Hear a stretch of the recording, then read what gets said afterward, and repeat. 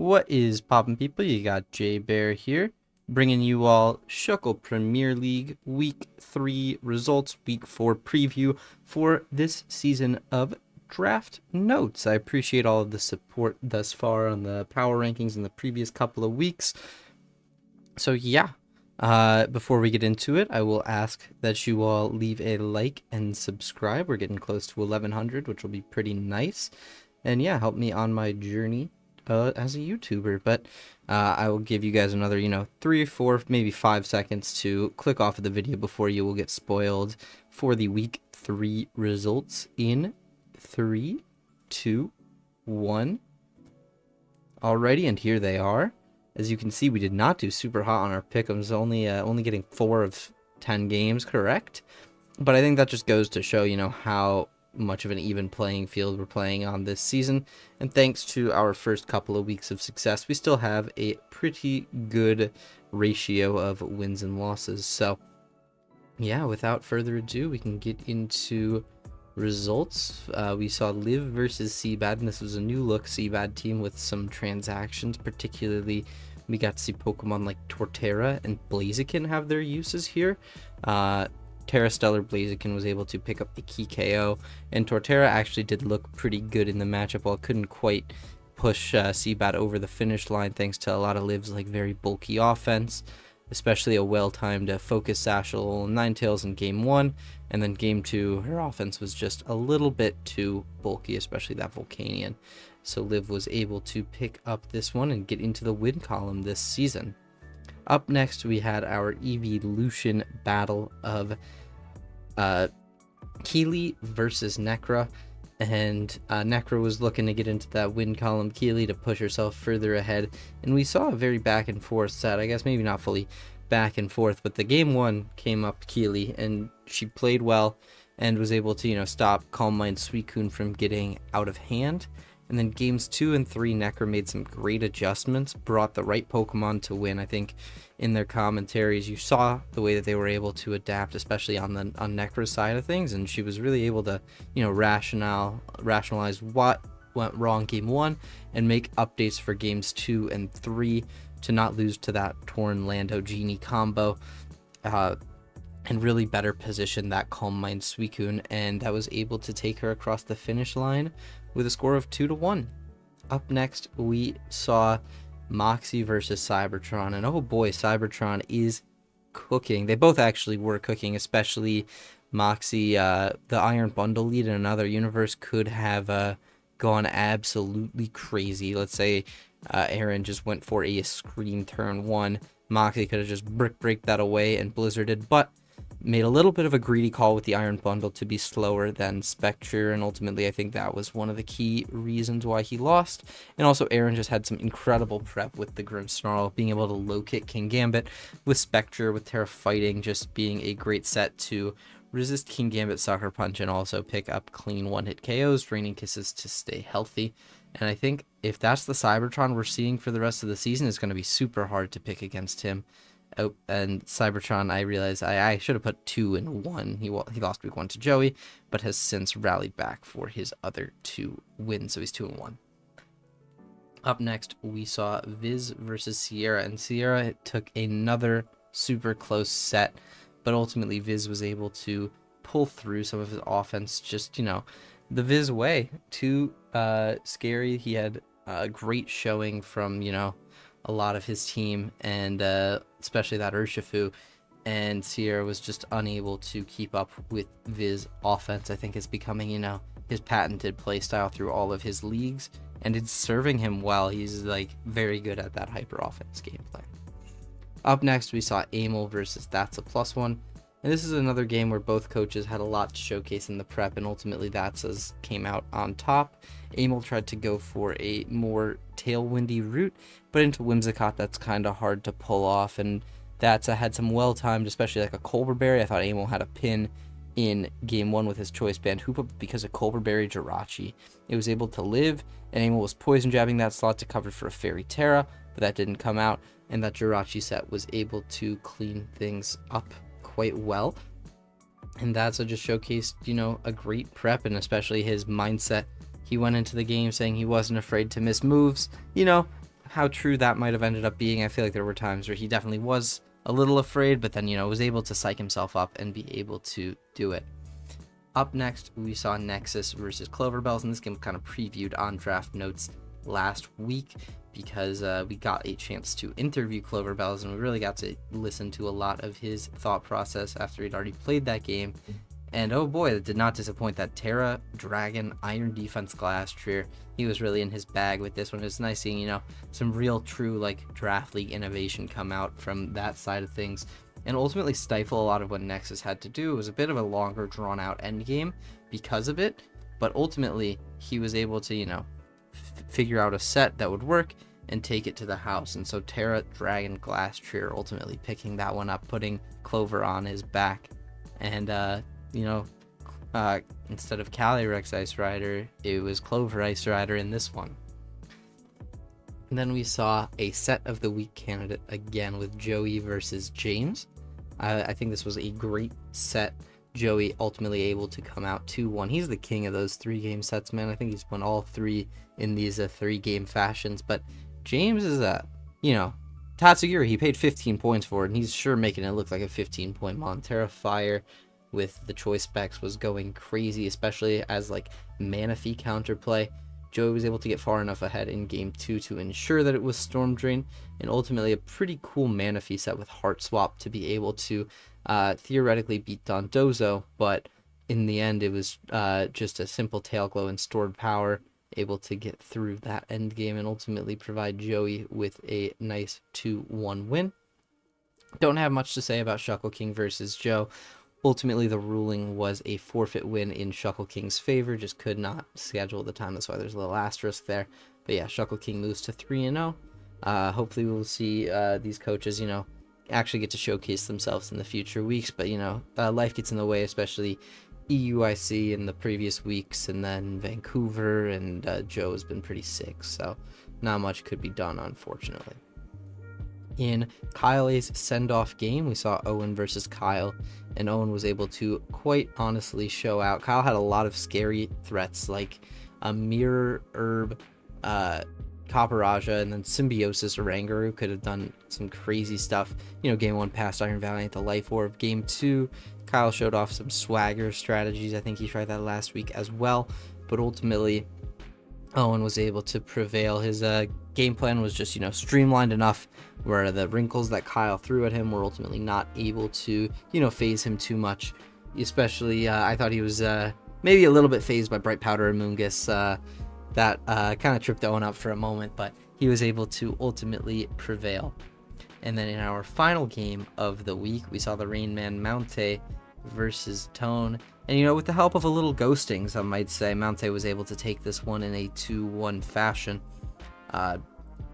with the Rain. It was just, very well played Archalodon Gaming, and some Bastia Legion as well in games 2 and 3, especially, in the game 3. Game 2 was ultimately lost.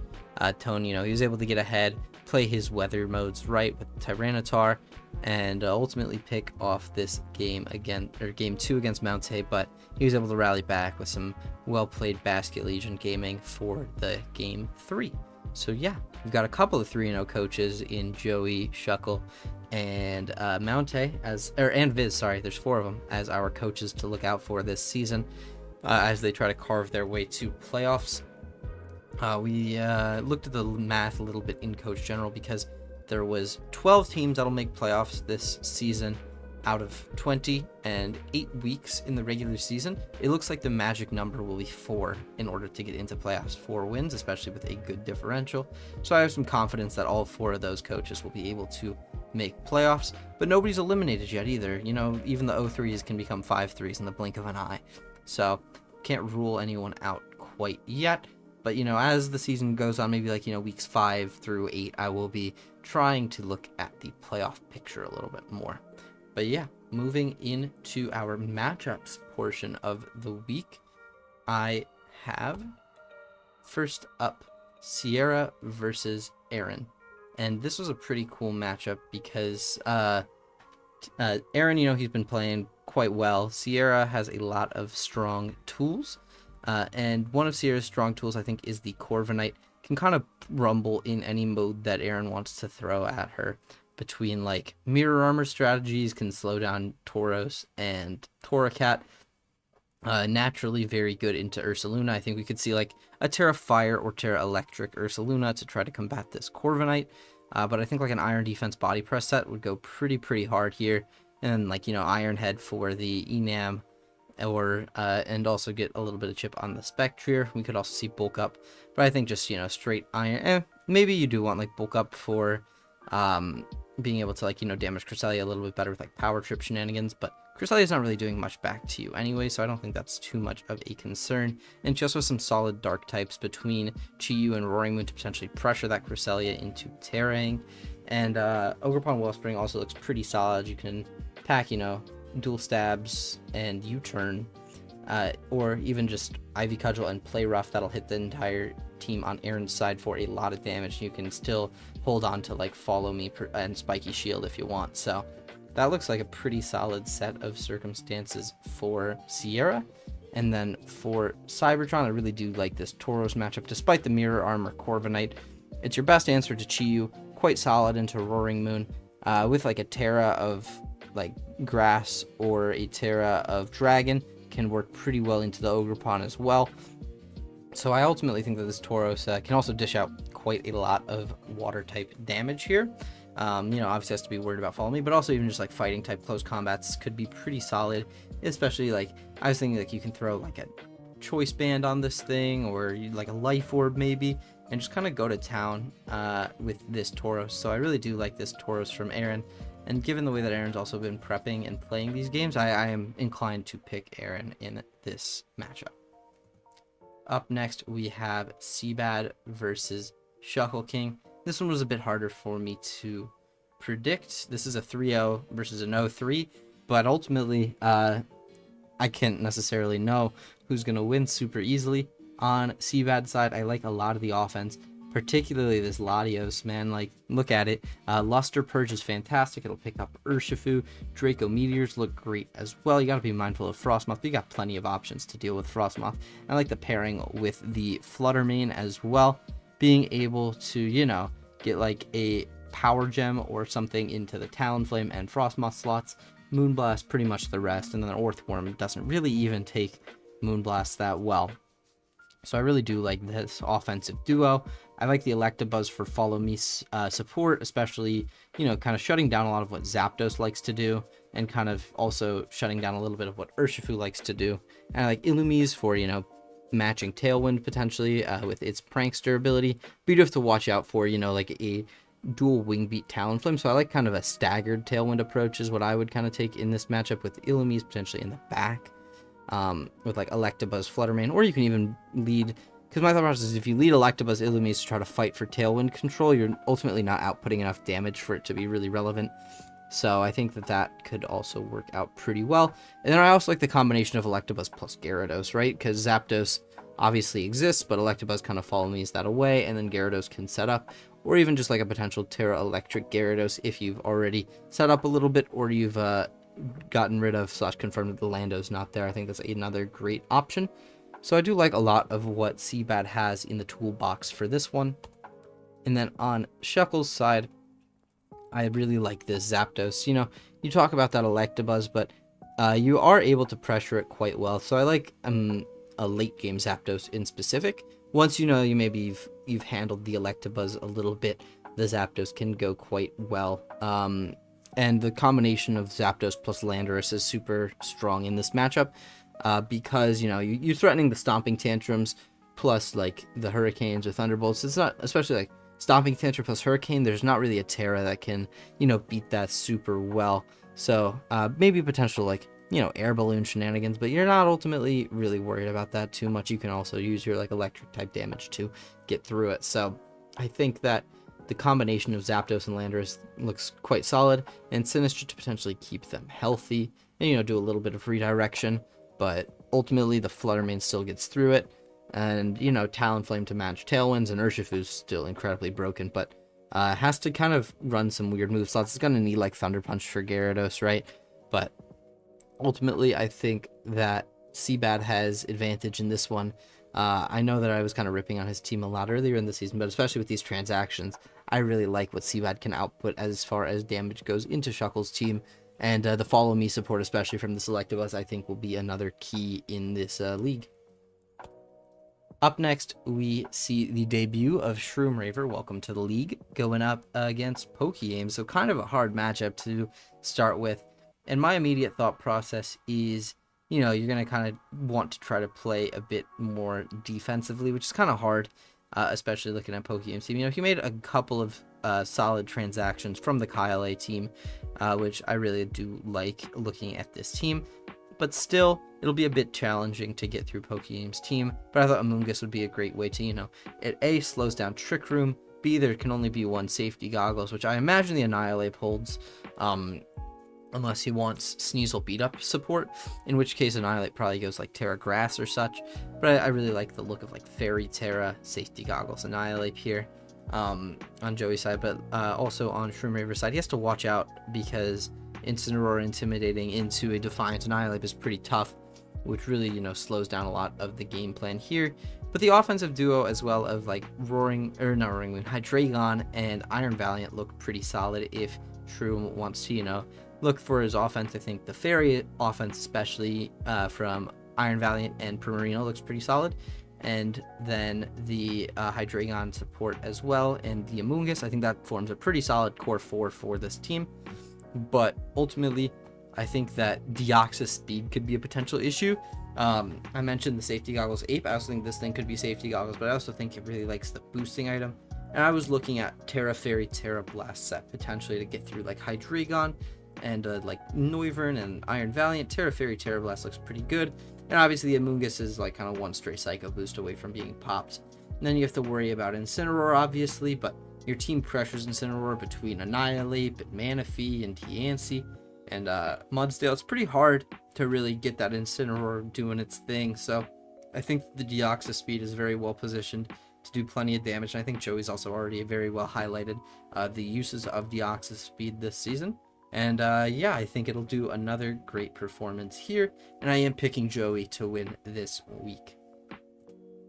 Up next, we see Mountay versus Nexus. I know for the first 3 weeks I was kind of trying not to highlight the same mons over and over, but you know, it's been 3 weeks, right? These teams kind of, you know, ultimately they don't all have, like, I can't highlight a different Pokemon every week from them. I'm going to highlight things repeatedly, and this week it's going to be Archaludon. Look at this thing, man. It looks so good into Nexus's team. I could see like the beat up strategy this week, or the population bomb with Mousehold this week doing plenty of work. You do have to keep in mind, like, yes, the Sleep Powder Lilligant is a potential threat, but you kind of have a pretty good outs with the Weather War, considering it's Sun versus Rain. But I do like a lot of the Rain Pokemon in this matchup. I think it's a bit challenging for Nexus to really get off the Trick Rooms as well as he would want to here.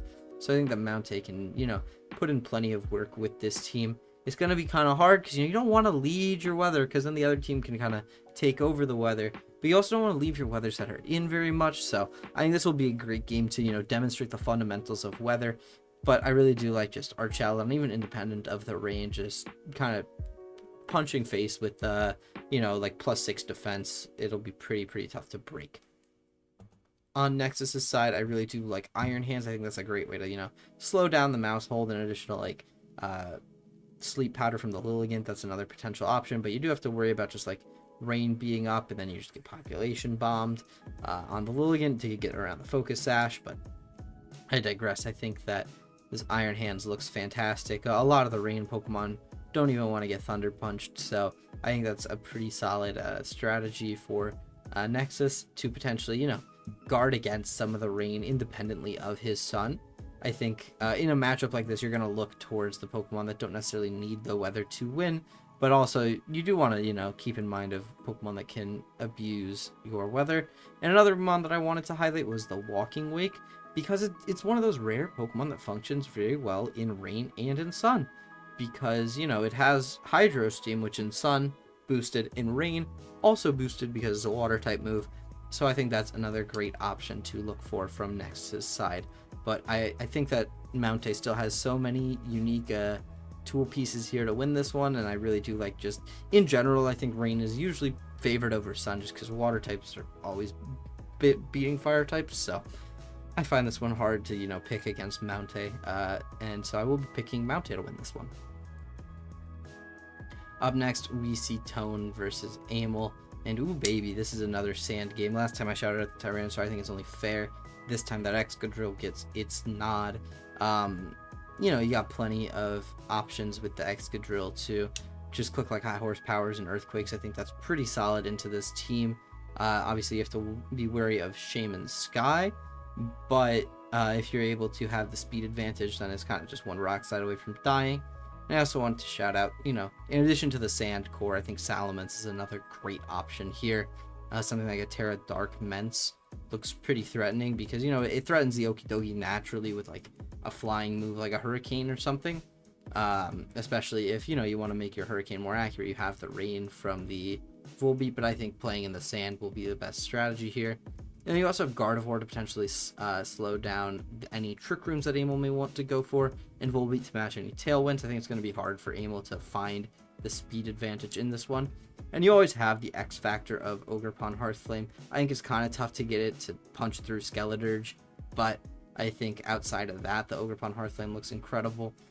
With the Terra boost, it'll kill Indeedee in one, and that's, a notoriously, it's notoriously disruptive, but Indeedee looks pretty rough here, between like Tyranitar and Ogerpon, which could also free up Keldeo, which I think is a Pokemon that I've wanted to see do more this season. But I digress. I think the Sand mode will be Tone's initial way of approaching the matchup, and I think that it's a great way to approach the matchup. On Amel's side, I wanted to once again shout out Hoopa Unbound, though. The Dark Resist, it's just really Tyranitar, and like the Psychic Resist is also kind of just like Tyranitar, right? So you're always one Drain Punch away from dying, one Okidoki move away from dying. So I think that's going to be pretty hard for Tone to, get past in this one. So I do really like a lot of what Amel has going on in this one, just because his offensive pieces look so great. And then Skeledirge as well, looks like potentially with like a Terra could do great once Ogerpon's gone. The Tailwinds, I think, the speed control might be tough to match, but I do like a lot of what Amel has going on here. And I think with his creativity, he'll be able to find something that works. Another Pokemon I want to shout out on Amel's side too is the Sandy Shocks.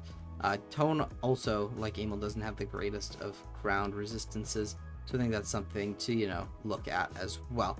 Ultimately, I do like a lot of Amel's offensive pieces here, just a little bit more than Tone's, so we'll be leaning towards Amel on this one. Up next, we see Owen versus Viz, and this is going to be a pretty quick matchup, I will have to say, between what these coaches want to do. Yes, Owen could, I think, potentially try to slow it down, but ultimately, I think that'll be a bit rough for him to try to do that in the approach. On Viz's side, I think Psy Spam might be a bit challenging to bring into double dark types, but we've seen crazier things from Viz.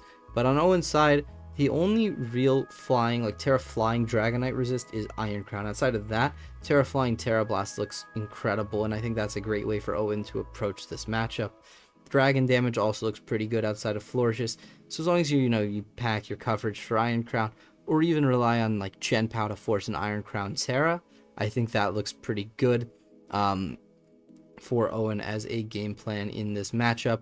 And I think that he can, do a lot with this Dragonite, just being able to force across plenty of damage and support it well with, I think Scrafty and Chien-Pao are both great support pieces for the Dragonite. I think something like Thundurus as well can push across other damage. And I also think Magmar, we were talking about struggling to get through the Iron Crown. I think that's another solid way to get through Iron Crown. And on Viz's side, I think that Dragapult looks great. I think something like Meowstic has, use with the Psychic Terrain, even if we're not clicking, Expanding Force, because blocking something like Scrafty Fake Out or Chien-Pao Sucker Punch really enable a lot of what Viz does. In particular, the Sucker Punch, blocking that with Dragapult, or for your Dragapult, looks incredible. So just kind of spam Dragon Darts or Draco Meteors and such. Dragon Darts especially is where I would look. Skarmory is always, one Fire Blast away from dying, even with like very minimal investment. Azumarill is another, potential piece that can beat it, but it is super pressured here. I think Azumarill also looks great between, Entei, and Urshifu. So I think that but I also think that the Azumarill will kind of be able to be broken down in a way where a later game Dragapult will do great, especially if it's already sitting on the Psychic terrain where it can't be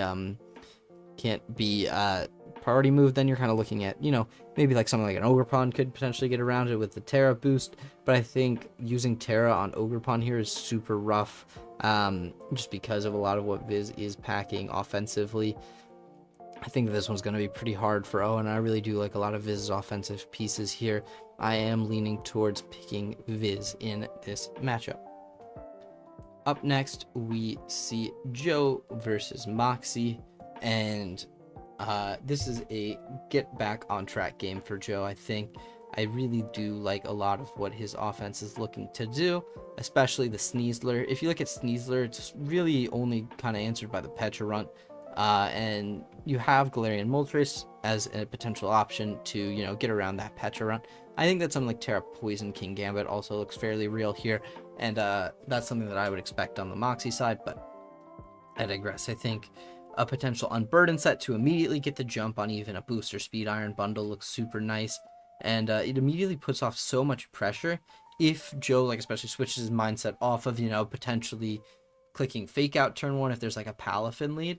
It's super hard to switch in because either the Pecharunt's already on the battlefield and you can attack that Palafin slot potentially a lot easier, or the Pecharunt is not yet on the battlefield and you can attack kind of where the partner, assuming that Palafin, would pivot out into Pecharunt, and also just the support of Rillaboom and Gouging Fire. Ultimately, I do think Palafin's kind of a struggle to bring here just because of the Rillaboom, Milo, and the Raikou a bit, but I think that Sneasler offense looks pretty solid here. I think it'll do a lot of damage, especially if one of the Terras like Terra Gouging or Terra Kingambit gets clicked relatively early. And on Moxie side, I do want to shout out that Pecharunt, because outside of the Galarian Moltres and kind of the Registeel, just being able to spread poisons on a lot of Joe's kind of fatter team, this Pecharunt will be able to slow down the game effectively, and it's not really worried about Sneasler. It can kind of just later in the game Shadow Ball it down, or if it Terras, you have other options, maybe Foul Play, or if it Terras out of its typing, you'll find a way with maybe the partners as well. But I think the Sneasler wants to keep its typing here, so if it Terras, I think Stellar's the most likely, but I think that this Pecharunt can, do so much here and just kind of chew so many hits. Even something like a Terra Fire Pecharunt still probably has the natural defensive capability of taking on the Sneasler. And then Moxie has some good ways between Iron Bundle and the Abomasnow to get through the Milo.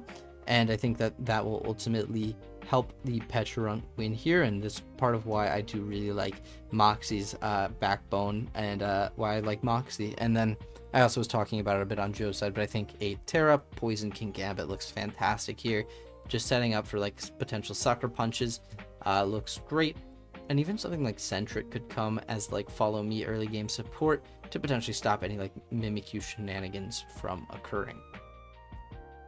Up next, we see James versus Keely, and oh boy, this is a Dondozo game if I've ever seen one. I know I called it out week 1, but I think this is a return of the Dondozo Tatsugiri combination. Looking at Keely's side, I just don't really see the answers, I'm sure they're there, right? But ultimately, I could see, especially if James would be looking to get somewhat creative, something like a Surf Dondozo could potentially go crazy here. But also the defense boosting Dondozo with just body press as well looks pretty solid. Order Up Body Press, something like that Dondozo that was at Worlds with the Weezing stuff. But I think that that's a great option for James, and I think that something that he may struggle with would be the Landorus potentially. Just it's the sheer raw damage is probably best coming from the Landorus, and there's not really a Terra type that can super well alleviate Landorus. But I think that between something like Meowscarada being faster, potentially matching Tailwinds with Fletchinder, and Ting Lu potentially being able to slow it down, I think that he has good options for this Landorus. So I kind of just really struggle to see Keely's best game plan to beat this Dondozo. Maybe I'm missing something and there is like some great tech here that's available, but it kind of just seems like James can play like this early game a bit slower, try to take out the Torn, start stalling out the Tailwind potentially, and then come in later with the Dondozo and clean up. That looks like a pretty solid game plan from James, and yes, I do think that Landorus could potentially get in the way of it, but I think it's going to be pretty hard in order to do that. And then we have Cloverbells versus Liv, and I really like the Blood Moon or Saluna here on Clover's side. I think getting into Trick Room, while there is like Conkeldurr, which could potentially be a bit scary for this team and was something that I almost looked to shout out, I think that it's a bit tough to potentially also account for Tailwind, Blood Moon as well, and I think that might even be where Clover decides to go in this one, is the Tailwind plus Blood Moon route, and just kind of click like Terra Normal Life Orb. Blood Moon should probably pick off a lot of these threats, and then especially if you break sashes, I think like a Sashlow and Ninetales may come, but I think later in the game is when you're going to want to look to leverage your Blood Moon and Earth Power. Just hitting a lot of Liv's top threats is great as well, and I think that something like Typhlosion potentially could also come to do some damage, and Liv has to be wary of setting up the Aurora Veil on like turns where Murkrow's out, just because Prankster Sunny Day is very real as well. And I also think that Smeargle potentially has some uses here as like a Spore Decorate potential machine. Could work. It's a bit kind of challenging for me to see it work too well, but I still think that it has options here. And I think also something like a Terra Fairy Brew Bonnet to potentially support the Blood Moon and Trick Room could be a very real avenue. On Liv's side, I do really like this Volcanion. Fire plus water goes incredible here. There's no dragon, so like the Toxapex will just get like earth powered if it even comes. I don't necessarily think that it will, but I think just kind of relying on stabs, protect here looks like a pretty solid Volcanion set. You don't really need much more outside of that. And I do still really like a lot of what Clover is offering. I just between Liv's like bulky offense playstyle could be a bit challenging to break down, but I think he has the perfect piece to do it in Blood Moon, which is why I am leaning towards Clover on this one. And then I believe this is our final matchup, is That's a +1 going up against Necra, and I really do think the Terrakion's just gonna kind of steal the show. It kind of has been all season, but this week I think is another great Terrakion showing, will be my prediction, along with Zoroark. I think that you do have to keep in mind like Ogerpon potentially follow meing away like the beat up strategies, but it's kind of risky, right? Because Ogerpon, it either has to Terra or Weavile's Triple Axle can pick it off right away from frame 1, which I think is something that will be considered here. But I think that that's also has some great options with something like the Jirachi. I think something that could be cool is like a Meteor Beam Jirachi for the Volcarona. And outside of that, looks pretty solid with its like special offensive toolkits. I think Whimsicott's Fake Tears could potentially come into play here to support a Jirachi like that. And I also think that, the Klefki's kind of overloaded between Regidrago and Weavile. That like the Terrakion should be able to pin some damage on it as well, or already have that damage pinned on it before the end game. So I like a lot of what That's a +1's doing here. And on Necro's side, I do want to highlight this Ogerpon because it does stop that initial beat up strategy here. And the Terra Rock, it doesn't look too bad, right? Like outside of Jirachi, Terra Rock looks like pretty okay. And I wouldn't mind at all just, it going for the Terra Rock and just outputting a ton of damage with Ivy Cudgels and Power Whips or Wood Hammers to get to the Terrakion. But it looks pretty real here.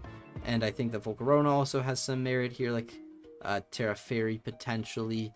Because the fire offense looks pretty real. You do have to watch out for like a Flash Fire Chandelure, which I think is another real threat on That's a side. And I do think that he just has enough tools to be able to get through a lot of what Necro wants to do, which is why I do lean That's a +1 in this matchup.